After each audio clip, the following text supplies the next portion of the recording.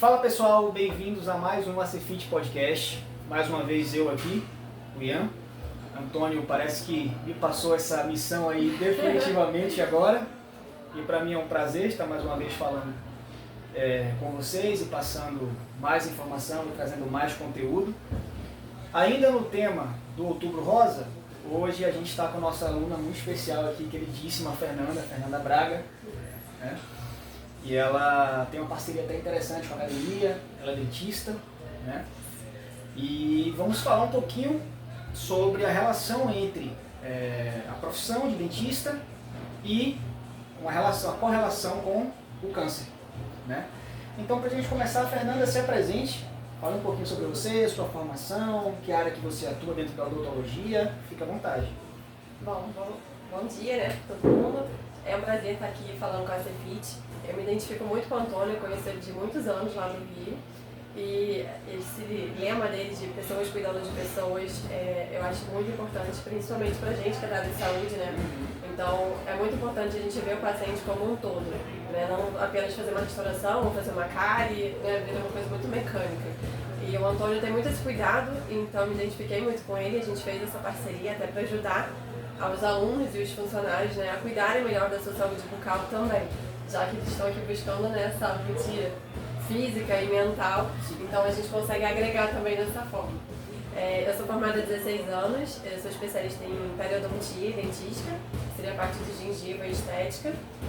E eu trabalho com meu pai no Rio, né, a gente tem um consultório lá há 50 anos, então é bem tradicional. E a gente tem um foco muito de prevenção. Como a gente lida muito com prevenção, desse cuidado, né, do paciente entender que o controle da boca dele está com ele, que a gente está ali só para ajudar a fazer esse caminho ser mais fácil, a gente acaba lidando com pessoas de todas as idades, né? Então a gente atende desde a gestante até a criança e o avô, o idoso. Então a gente pega, né, alguns pacientes oncológicos ou pacientes que têm algum comprometimento sistêmico, porque a gente pega várias faixas etárias, né? Então a gente acaba tendo um público bem diversificado e a gente tem que saber manejar cada um, né, da sua realidade. Da sua realidade, exatamente. Com relação ao câncer, especificamente, tem alguns sintomas que acontecem na boca que são bem comuns. Não sei se já teve algum relato sobre isso, mas os mais comuns seriam a boca seca ou a hipossalivação, que seria de fato a glândula salivar estar produzindo menos saliva. E esses sintomas, eles podem gerar um desconforto grande para o paciente, porque alguns sentem uma sensação de ardência bucal, atrapalha às vezes para você deglutir, para você poder falar. Isso é consequência da quimioterapia? Ou da rádio também. E na verdade alguns medicamentos também, mesmo sem ser para tratamento oncológico, mas antidepressivos, mais de 400 medicamentos fazem... Eu já tomei antidepressivos, né, que acarretaram efeitos colaterais bucais, aftas, etc. Isso, e aí você diminuindo a salivação, você fica mais suscetível a outras questões, né? E aí vem um grande problema, vai virando meio que uma bola de neve ali. Então é importante a gente ter esse controle de perto. E, bom, você falou um pouquinho sobre as queixas, né, dos pacientes oncológicos em relação à saúde bucal. Esses tratamentos, eles interferem diretamente na estrutura óssea dos dentes, alguma coisa do tipo? O dente cai, quebra, fica sensível? Pode acontecer. Acontece? Na verdade, com a falta de salivação... Essa é uma pergunta que minha mãe pediu pra fazer, tá? Porque minha mãe teve câncer. A gente já falou no último podcast aqui. Ela falou, cara, fala sobre isso, porque eu passei por isso, foi ruim pra caramba. Então... vamos pegar a experiência pra gente poder estar aqui discutindo sobre.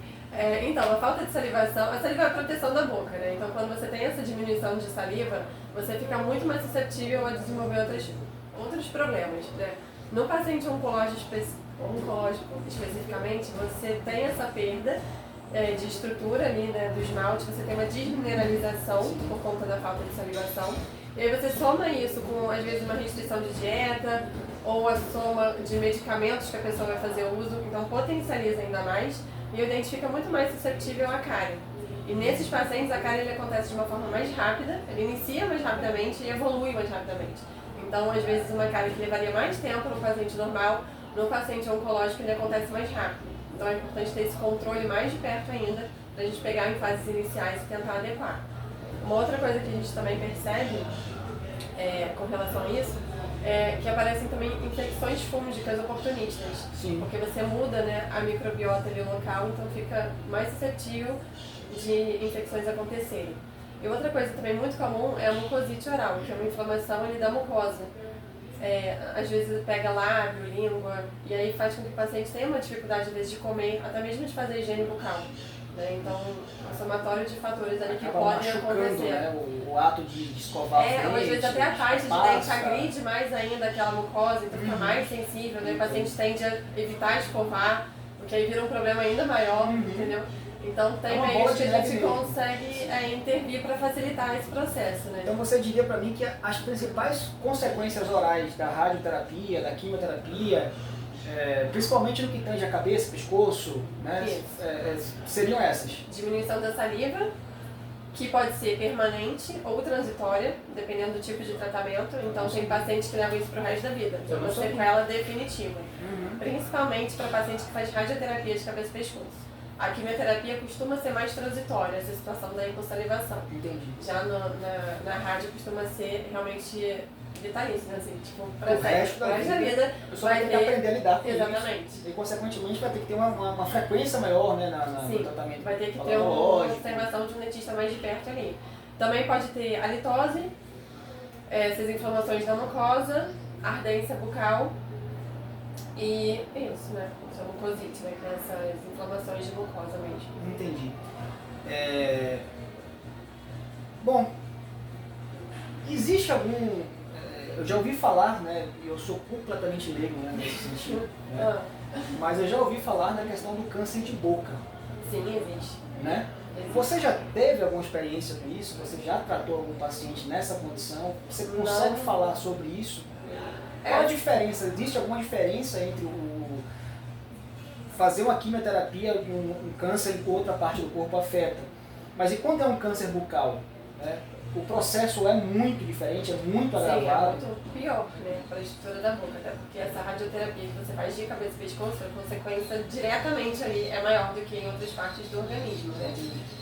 Eu tenho até uma experiência pessoal, mas que eu não convivi, que meu avô, ele faleceu por câncer de cabeça e pescoço, né, câncer de laringe, alguma coisa nessa área, aos 38 anos, e foi uma fase muito sofrida, assim, para a família, né, meu pai era criança, e ele tem muitos traumas, assim, muitas imagens que traumatizaram ele por ter um sofrimento muito grande, né? Ele até morreu de dentadura aos 38 anos, porque eu acho que na época, para evitar problemas, tiravam os dentes para ser menos um fator ali de risco à infecção, à piora do quadro. E hoje em dia é isso, né? Assim, até hoje pacientes morrem por conta dessas questões. Eu, particularmente, nenhum paciente meu teve câncer de cabeça e pescoço que eu tenha acompanhado. Eu tive pacientes que tiveram câncer em outros lugares, ou pacientes que são transplantados, que fazem uso de imunossupressores. Entendi. Mas eu particularmente não tenho essa experiência. Eu tenho uma coisa legal até para falar, que tem uma assistente minha que ela trabalha está fazendo um curso na UERJ, de pacientes que foram mutilados pelo câncer. E eles refazem lá até olho, estruturas bucais, então assim, é super interessante. É uma coisa da minha área, assim, que eu nem sabia, que nem é só da minha área, né? Na verdade seria um curso para dentista, só que pega várias coisas de cabeça e pescoço. Então, às vezes o paciente que perdeu parte da mandíbula, perdeu parte da boca, eles refazem próteses e é muito interessante. Aí ela está tendo esse curso agora até para passar para mim também mais informações, que é uma coisa bem específica, é muito interessante. Muito legal. Você falando de prevenção, né? Eu acho que prevenção e outubro rosa... se combina, né? Se completam. Né? E... Os principais cuidados que o paciente... Aí eu não falo só em relação à questão oncológica. Sim, mas que tem algum comprometimento, né? Quais os principais cuidados que as pessoas precisam ter em relação à sua oral care diária, né? Sua saúde bucal diária? E que você percebe que, como profissional da área de saúde, né, que atua na odontologia, que você percebe que deixa a desejar. O que é que você diria para as pessoas que estão assistindo esse podcast hoje? Eu acho que é muito importante quem tem qualquer comprometimento sistêmico, né, seja diabetes, hipertensão, HIV positivo, câncer, ou que esteja passando por qualquer tratamento, às vezes até mesmo questão de depressão, né, que você toma medicação. Dependendo do seu perfil, é interessante que você tenha um dentista que saiba te orientar corretamente para o que você vai fazer em casa. Então, por exemplo, nesses casos que o paciente tem uma hipossalivação, que a boca fica muito desprotegida, a gente consegue entrar com pastas de dentes específicas que tenham uma concentração de flúor mais elevada, para a gente conseguir tentar controlar um pouco melhor isso. Só que aí tem um porém também. Essas pastas que têm esse flúor mais elevado, elas têm detergente na sua composição. E só existem 2 pastas no mercado hoje com esse tipo de concentração e as 2 têm detergente. E o detergente pode agredir a mucosa oral para os pacientes que estão com mucosite ou alguma questão de mucosa. E aí, para esses pacientes, a gente não deveria então usar essa pasta, e aí a gente consegue usar uma pasta de dente e associar o bochecho com flúor, para a gente estar de outra forma aumentando ali a quantidade de flúor disponível no meio bucal para fazer com que tenha maior proteção para diminuir cárie ou diminuir até desgaste de esmalte, né, por outros motivos não cariosos também. Uma outra coisa que também é importante é a gente entender que é tudo um contexto, né? Então é importante às vezes a gente ter esse contato com o médico, de ver se pode substituir algum remédio por outro, ou entender bem quais os remédios que ele está tomando, se é temporário, se é para a vida toda, para a gente poder planejar também as revisões do paciente estar retornando no consultório. Né? Porque às vezes a gente pode entrar com alguma coisa por um período, depois aquela situação já está diferente, aí a gente muda a prescrição para uma outra pasta. Para quem tem pouca salivação, a gente também tem alguns recursos como saliva artificial, sprays, produtos de higiene bucal específicos para melhorar a sensação da boca seca.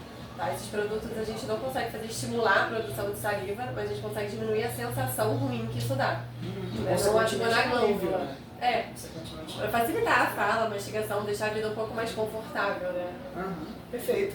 E a gente falando agora, é uma dúvida que me permita, não está no script. Não só vai responder. Mas a gente falando de câncer e boca, me vem na cabeça o tabagismo. Sim, cigarro. Né? Obviamente o tabagismo ele causa diversos tipos de câncer, Sim. e o câncer de boca. Mas aí que vem uma curiosidade minha. Percebo que pessoas fumantes, né, e pessoas também que consomem mais café, e a gente sabe que tem relação absolutamente direta, né, costuma ter os dentes mais amarelados, costuma ter uma infinidade, né, a boca fica com aftas, com irritações, mais etc, pigmentos, né? perdas de osso. Até tem um grande conhecido meu, inclusive, não está muito bem de saúde, né, infelizmente, o pai de um amigo meu, ele fuma cachimbo há muitos anos, o cachimbo ele agride muito mais a boca do que o cigarro, né? Eu experimentei uma vez com ele, fumaça muito quente, queima a boca. E existe algum tipo de prevenção específica? Eu não estou falando do câncer, tá? Especificamente. Sim, de cuidados específicos para pacientes Sou fumantes. fumante, existe algum cuidado específico que eu possa fazer com a minha boca para diminuir um pouco os danos do cigarro? Sim. Na verdade, o que acontece? O paciente fumante, ele tem uma diminuição de circulação nos vasos periféricos. O que isso significa? O primeiro sintoma de uma inflamação gengival é o sangramento. O paciente fumante ele não apresenta sangramento, porque o cigarro inibe desse vaso estar ali muito em atividade, né, na periferia. Então é como se não chegasse muito sangue ali bem para a ponta, né, que seria ali na gengiva. Então, isso mascara muito a doença periodontal, que é uma doença que agride muito o tecido de sustentação do dente na boca. Então, isso é péssimo, porque muitas vezes o paciente é fumante, ele é doente periodontal, mas por ele não ter nenhum sintoma, não sangra, não dói, ele acha que está tudo ótimo. E aí, quando a gente vai ver, a doença já está muito avançada. Então, o paciente que fuma, normalmente, ele tem uma doença periodontal, que é uma doença que envolve tecido de suporte, né, de dente, então envolve gengiva, normalmente envolve osso. A progressão dessa doença no fumante é muito mais rápida do que no paciente não fumante. E muitas vezes, por não ter os principais sintomas, ele acha que está tudo bem. Então, o que eu aconselho, se você é fumante, né, não vai parar, porque é difícil a gente falar pro fumante, para. O fumante sabe dos riscos que ele está correndo, né? Ele sabe que é uma bomba, mas é difícil, né, ter... assim, eu falo que meu pai fumava 4 maços por dia. Meu Deus! De cigarro. E ele parou há 30 e poucos anos, mas assim, ele quase surtou para conseguir parar. É difícil. Foi muito difícil, assim, foi um trauma na minha casa. Eu falo por experiência própria, é muito difícil. Então, assim, é difícil falar para o paciente parar. A gente tenta, né, mas, enfim, já que você, né, talvez não pare no momento exato, a gente não sabe como vai evoluir, o conselho que eu dou é procure especialistas em gengiva para fazer seus controles, porque eles vão ter uma visão mais especializada sobre aquilo.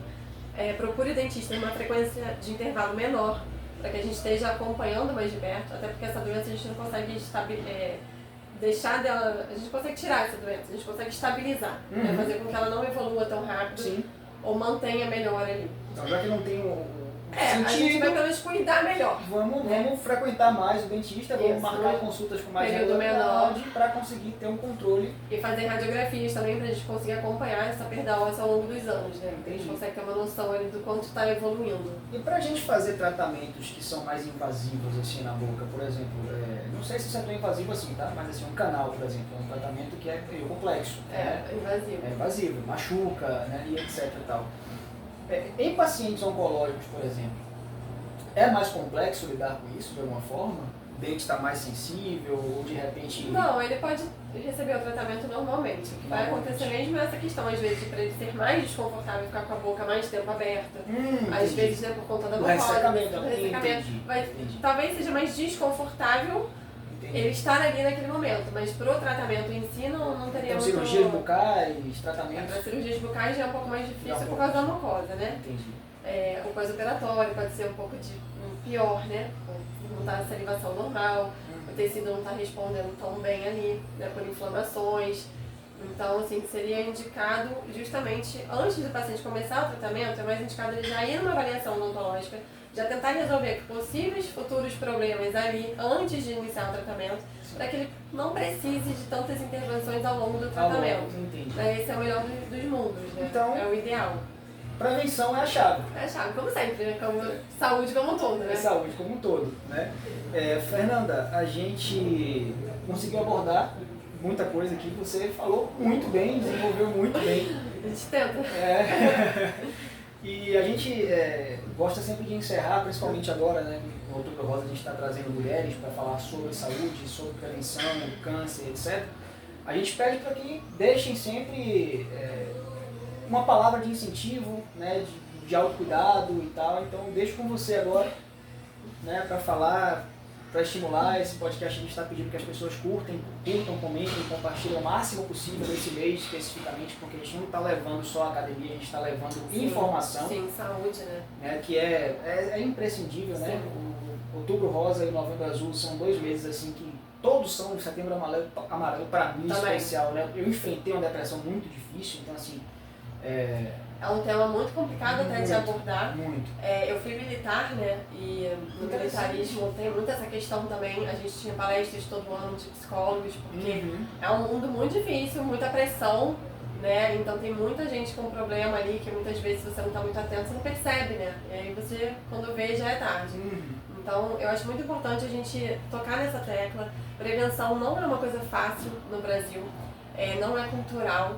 As pessoas têm medo, As pessoas, prevenção, e o meu trabalho, assim, eu só consigo fazer prevenção no meu consultório porque meu pai faz isso há 50 anos, mas é muito difícil. Porque o paciente, ele quer saber o que ele tem para fazer, quantas casas ele tem, o que ele precisa, qual é o orçamento. Ele não está preocupado em saber o que ele precisa fazer para parar de ter problema.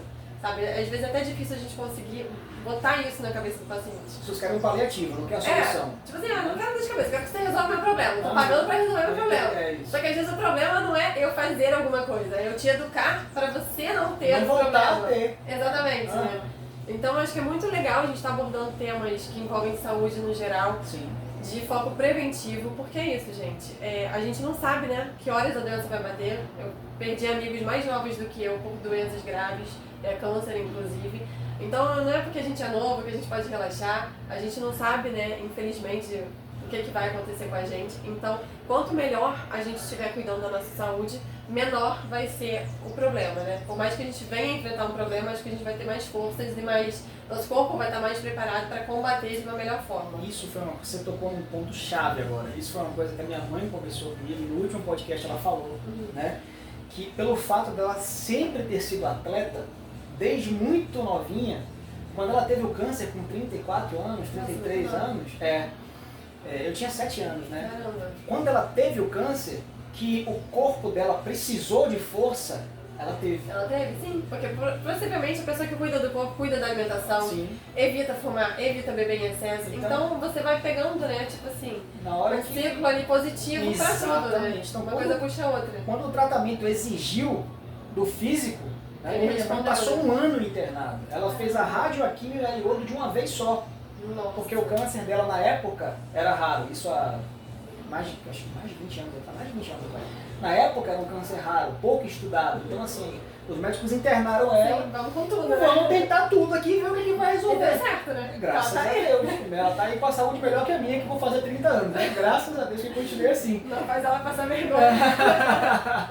Pois é. Mas enfim, Fernanda, eu te agradeço muito. Eu que agradeço a Tá? Foi uma oportunidade. oportunidade muito legal falar com você, trazer mais um pouco dessa experiência aí. E é isso, a Academia Cefit agradece. Também agradeço aí a parceria. E pessoas cuidando de pessoas. Esse é o nosso lema. Eu também. Eu E- compro essa ideia. Curtam, comentem, compartilhem esse vídeo com o máximo de pessoas que vocês puderem. E um grande abraço, um beijo e até a próxima. Tchau, obrigada.